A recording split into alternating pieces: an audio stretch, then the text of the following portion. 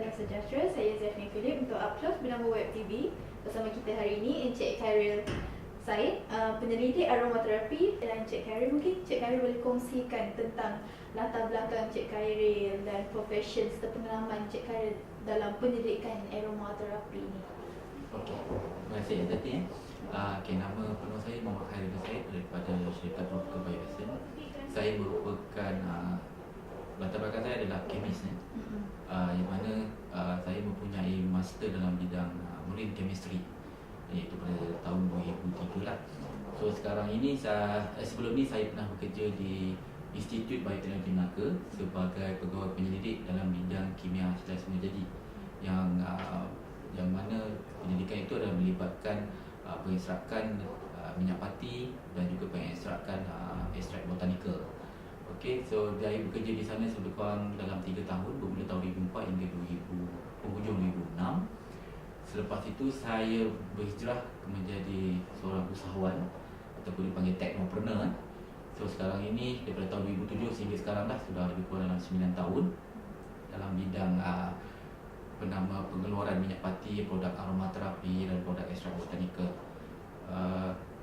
Alhamdulillah sekarang ini kita telah menjalankan pendidikan bermakna sebelum produk ini dikeluarkan, kita telah menjalankan pendidikan di Institut Bioteknologi Melaka, di mana hasil pendidikan tadi itu saya sendiri bawa ke bidang perkomersialan. Mungkin istilah aromaterapi ini memang sudah ramai yang tahu, namun ramai yang tak tahu apa sebenarnya definisi tersebut. Mungkin Encik Khairil boleh jelaskan. Okey. Ya, kita biasa dengar aromaterapi kan. Mana-mana kalau cakap aromaterapi dia akan ingat spa, dia akan ingat bauan lah. Tapi kalau secara saintifiknya ataupun secara definisinya, aromaterapi boleh dibagi kepada dua, iaitu aroma dan terapi. Aroma adalah iaitu terapi yang menggunakan aroma. Okey. Aroma ni pula kita kena tengok daripada apa, sumbernya daripada apa. Macam kalau dalam aromaterapi ni, apa yang disebutkan aromaterapi adalah bau ataupun aroma itu terhasil daripada minyak pati ataupun dalam bahasa Inggerisnya dipanggil essential oil. Dan terapi adalah ciri-ciri aroma essential oil tadi yang digunakan dalam terapi untuk diri ataupun terapi untuk orang ramai lah tadi itu kan. Okey, kalau kita tengok dari segi essential oil tadi, kenapa digunakan dalam aromaterapi? Sebab essential oil tadi dia mempunyai ciri-ciri, satu yang mempunyai bau. Bau tak kisahlah sama ada dari segi bau bunga, bau buah-buahan, bau herba, kan? Tapi bau yang terhasil daripada daripada essential oil tadi ni, dia mempunyai ratusan komponen fitokimia, yang mana setiap komponen fitokimia tadi itu dia mempunyai ciri-ciri perubatan yang tersendiri. Jadi inilah yang digunakan dalam merawat ataupun dalam aromaterapi tadi.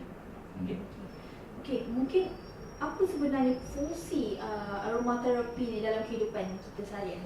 Okey. Dalam kehidupan seharian ataupun dalam diri kita ni, dia ada terdapat 3 level ataupun 3 tahap. Yang mana kita ada fizikal ataupun diri kita ni lah, mental dan juga emosi. Jadi ketiga-tiga ni dia mesti seimbang. Okey. Kalau salah satu tak seimbang, contohnya lah kita punya emosi terganggu, apa akan jadi pada kita? Kan? Jadi contohnya kalau bila contohlah tidak apa kita pening lah. Kita pening pun kita dah malas nak bergerak, kan? Malas nak berfikir. Jadi kat situ yang datang aromaterapi tadi, di mana dia akan merawat kita punya masalah pening tadi, masalah migraine tadi, kan? Masalah contoh kalau kita flu jugalah, automatically kita punya fizikal akan down kan, atau ini. Jadi aromaterapi tadi yang mempunyai essential oil tadi, dia akan merawat kita punya masalah flu tadi ataupun semua tadi. Mungkin Cik Khairil boleh jelaskan macam mana yang fungsi untuk merawat penyakit-penyakit yang Cik Khairil nyatakan tadi? Okey, dia macam ni. Essential oil dalam aromaterapi tadi, essential ni dia bersifat, ada yang bersifat antivirus, ada yang bersifat antifungal, antibakteria. Okey, jadi cara dia bekerja aromaterapi ni ada dua, yang general ni lah, yang biasa, yang umumnya.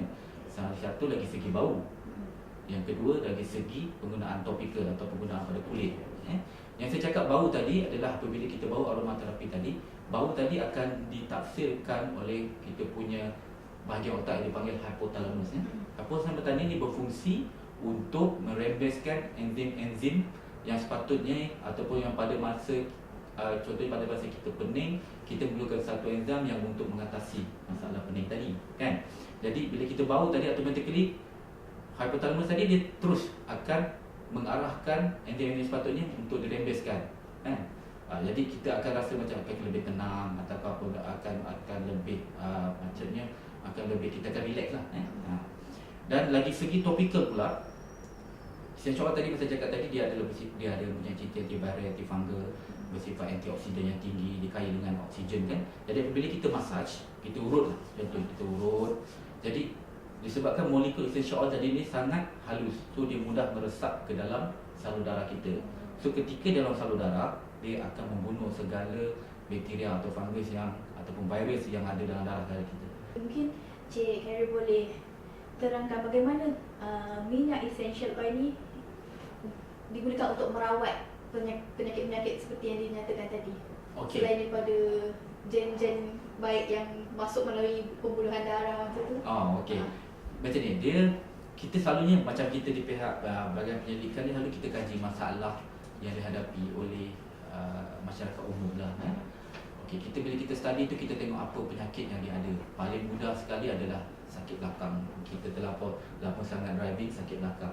Jadi ada beberapa jenis minyak yang mempunyai ciri-ciri dipanggil anti-rheumatic ataupun dipanggil pain relief ataupun pain reliever. Jadi bila kita blendkan minyak ni tadi, dia akan memberi satu kesan dipanggil analgesic, maknanya kesan macam kebas agar kita kurang sakit. Okay, contoh minyaknya, minyak peppermint, minyak kayu putih, minyak gelam, itu semua ada mempunyai ciri-ciri pain reliever. And then kalau kita ada masalah gout, contohnya gout adalah disebabkan oleh terlebihnya uric acid, kan, disebabkan oleh ketidaksempurnaan pencernaan protein. Bila kita makan daging, kita makan seafood.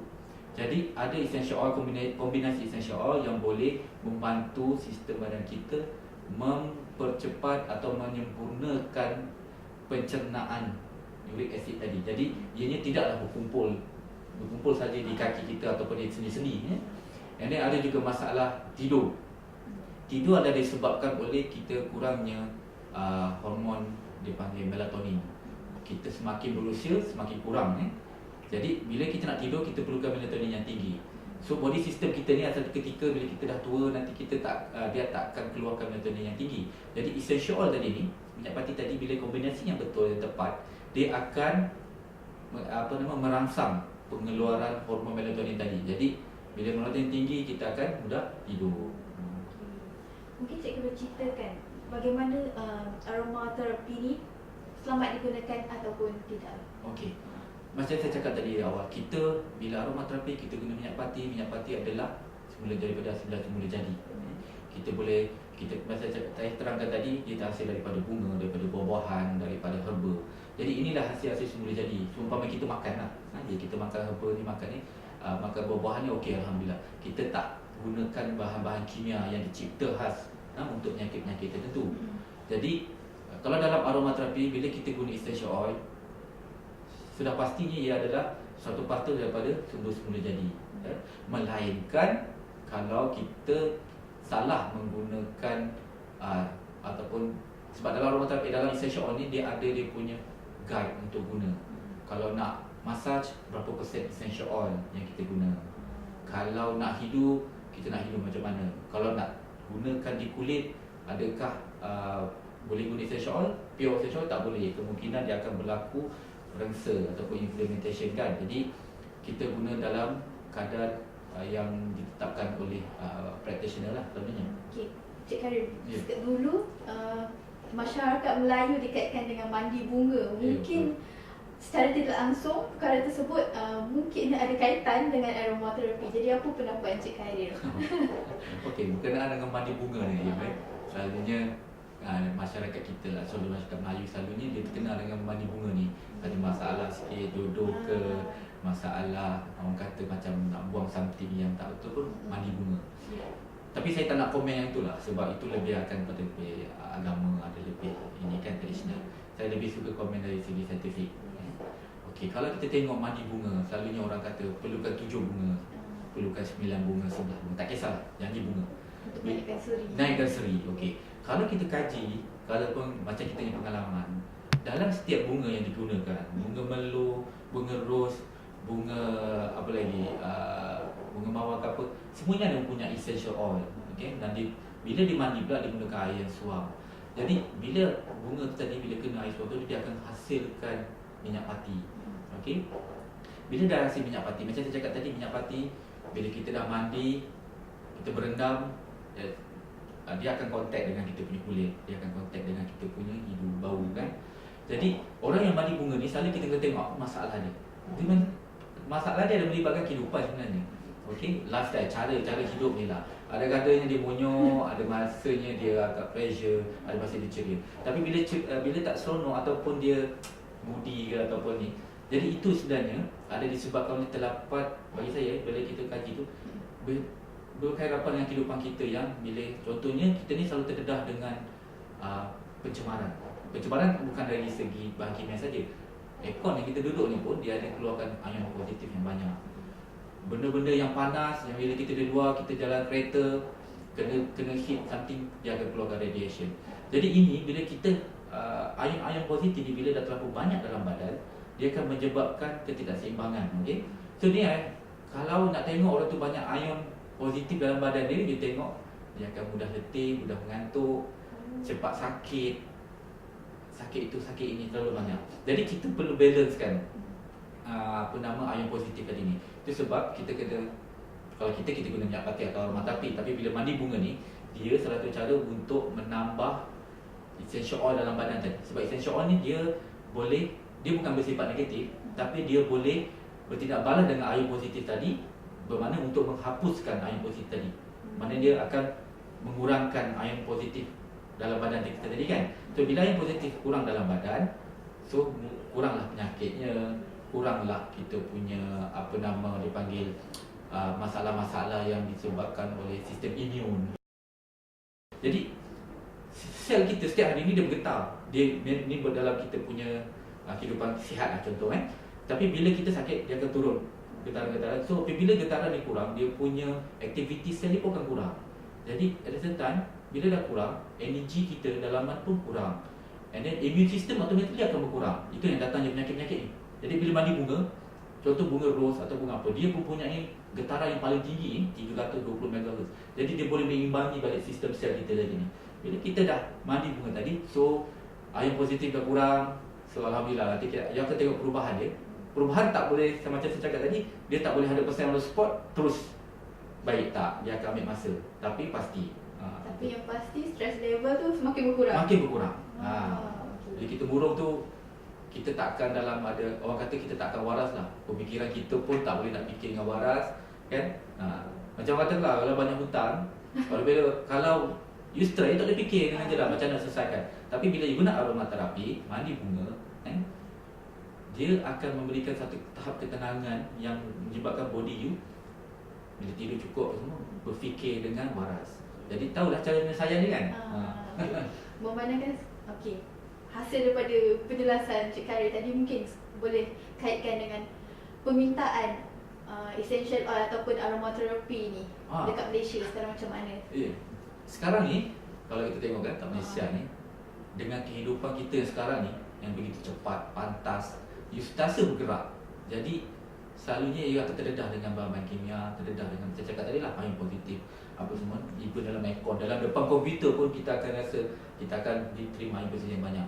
Jadi masyarakat sekarang ni dia sudah berpindah daripada bahan kimia kepada produk berasal bahan kimia kepada produk-produk yang berasaskan semula jadi. Jadi bagi kita, saya rasa sekarang tepat masanya untuk kita mempromosikan produk-produk berasaskan semula jadi ni. Dan alhamdulillah setakat ni dah 7-8 tahun ni kita nampak permintaannya semakin hari semakin tinggi kan. Jadi sebab orang nak berpindah daripada chemical kepada semula jadi.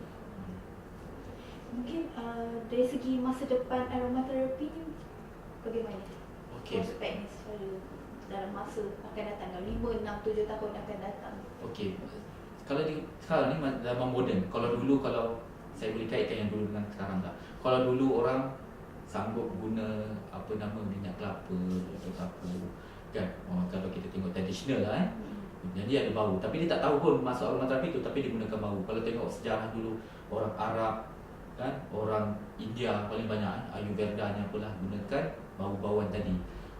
Tapi caranya kita kena fikir, bagi saya kita perlu fikirkan cara aplikasi dia.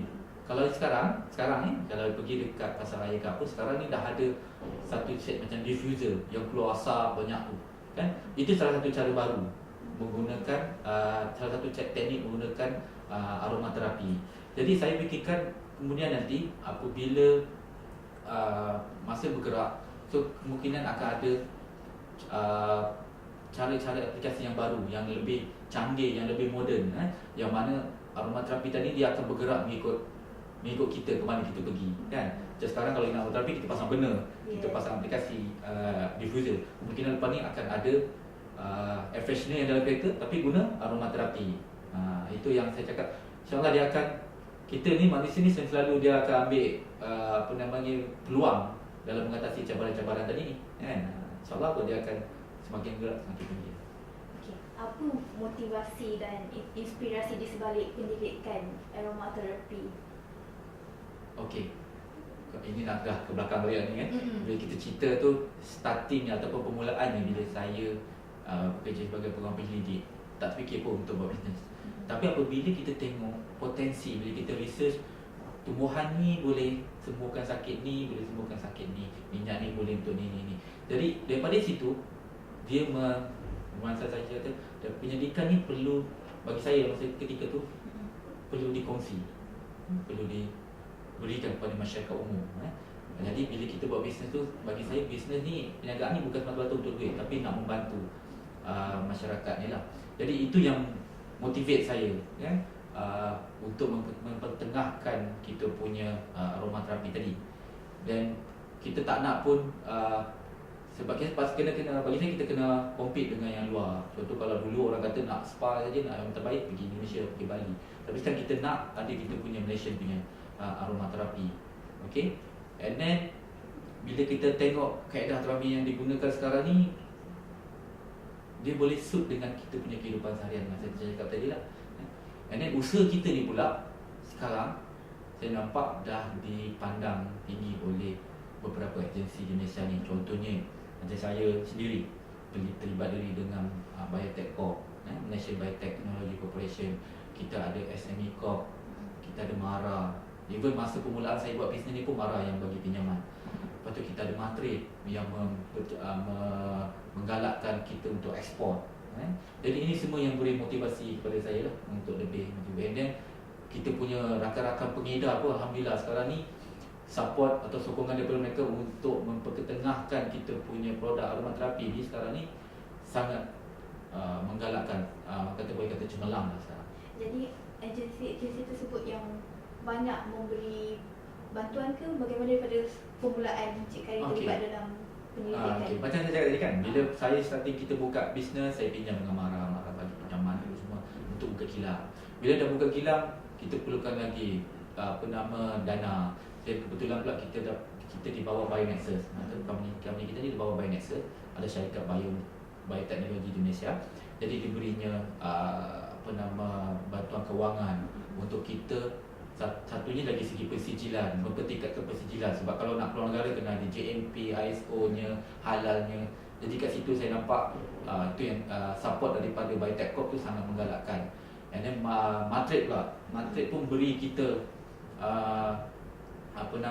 grant untuk kita keluar negara, untuk meningkatkan kita punya ekspor.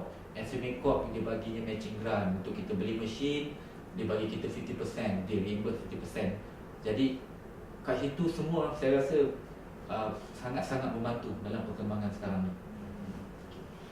Kata-kata akhir Encik Khairi untuk peminat yang berminat untuk terlibat dalam bidang aromaterapi ni. Okey, bagi saya aromaterapi ni luas. Banyak peluang yang boleh kita dapat daripada aromaterapi tadi ni.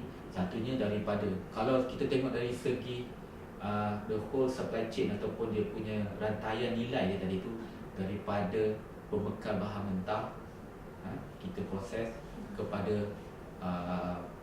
daripada pengedarannya, di mana kita boleh menciptakan ataupun melahirkan lebih ramai usahawan-usahawan kecil ni yang untuk menjual produk kita. And then dari segi apa nama dia panggil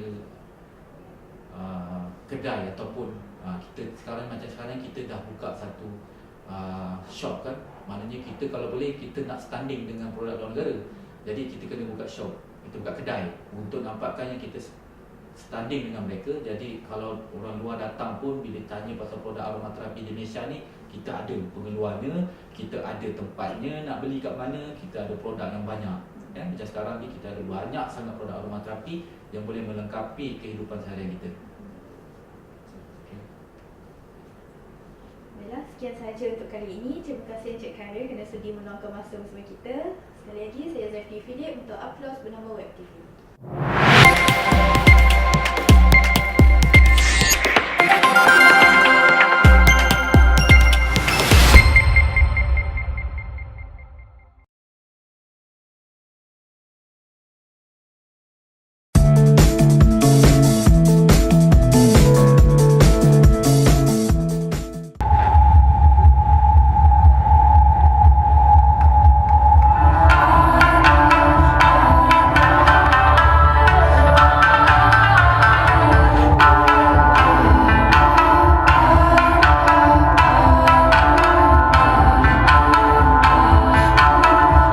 Hi, saya Rico Rinaldi, fashion designer. Today is Summer Raya 2016 presentation. Yang menariknya hari ini kita ada collaboration dengan Japanese fabric designer Mr. Tomita.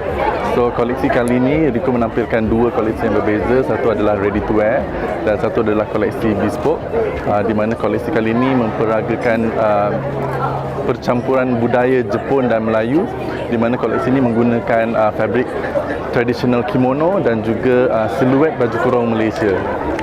Rico dipilih oleh Mr. Tomita daripada Jepun untuk berkolaborasi dalam ramai-ramai press mereka fashion di dalam dunia ini. Dia pilih Rico kerana mungkin dia suka dengan style Rico. Rico sangat bertuah kerana dipilih oleh Mr. Tomita, dan koleksi kali ini Rico mahu tampilkan sesuatu yang berbeza. Kalau dia tengok siluet dia memang menggunakan fabric cotton, fabric tradisional Jepun, dan ini adalah satu yang baru untuk rakyat Malaysia gunakan fabric mereka untuk pakaian hari raya.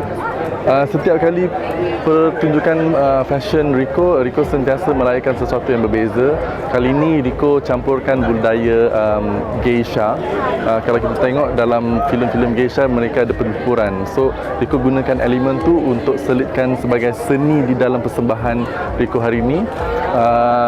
Dan Rico rasa sangat gembira dapat melakukan sesuatu yang berbeza berbanding dengan mereka fashion yang lain.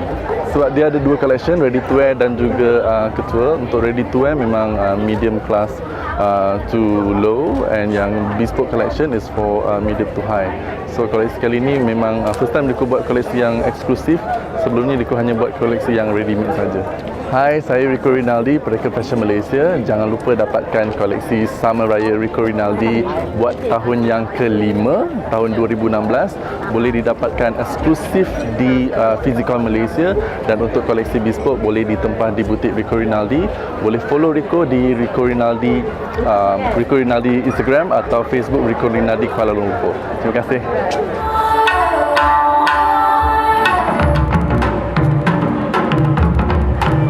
Okay, hi, saya Rizman. Okay, bagi saya Rico dia ada satu signature yang really strong. Memang kita tahu macam every single year dia akan come out dengan benda yang what I can say as a designer, dia seorang designer eccentric. So memang tak ramai designer Malaysia yang berani buat seperti apa yang Rico buat. So memang saya sebagai designer, rakan designer, saya sangat kagum, dan insyaAllah saya doakan Rico terus berjaya di masa akan datang, insyaAllah.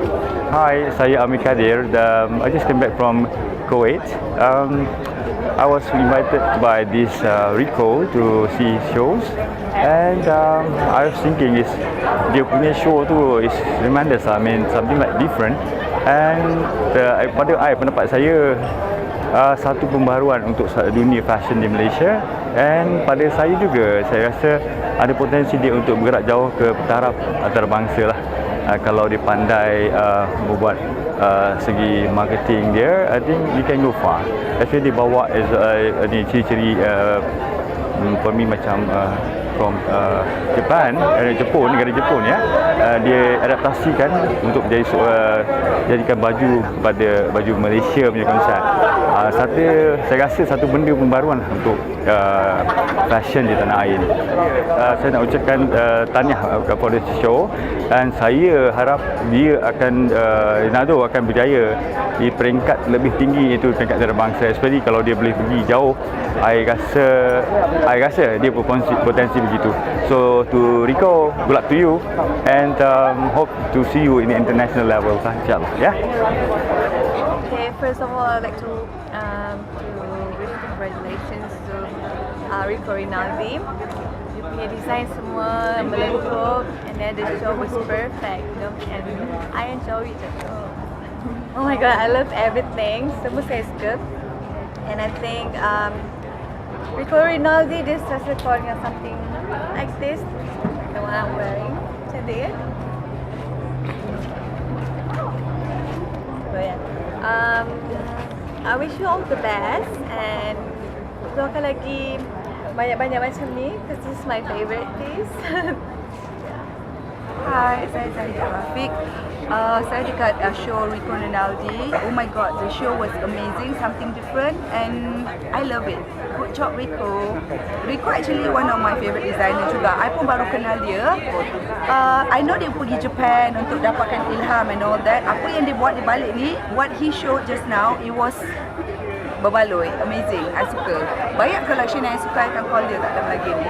Rico, you're awesome. You have done a great job. Congrats. Hai, saya Izzuan Ismail, kawan baik Rico Rinaldi. Okey, Rico Rinaldi, saya nak ucapkan tahniah atas fashion show malam ni. Memang orang kata happening dan something different, di mana dia punya peragaan, the model, the theme, the concept, everything so nice and memang teruja. Apa pun Izzuan ucapkan tahniah dan semoga koleksi raya ni, Summer Raya 2016 Rico Rinaldi berjalan dengan lancar dan meletup pom-pom-pom. Okay, good luck babe. Hi, my name is Mel Mazlan. Okay, I'm originally from Brunei. So, okay, what I think about Rico Rinaldi's Summer Raya 2016, it's very fresh, it's very nice and elegant. Okay, that's all I can say. And my wish to Rico, all the best, and yeah, you are the best.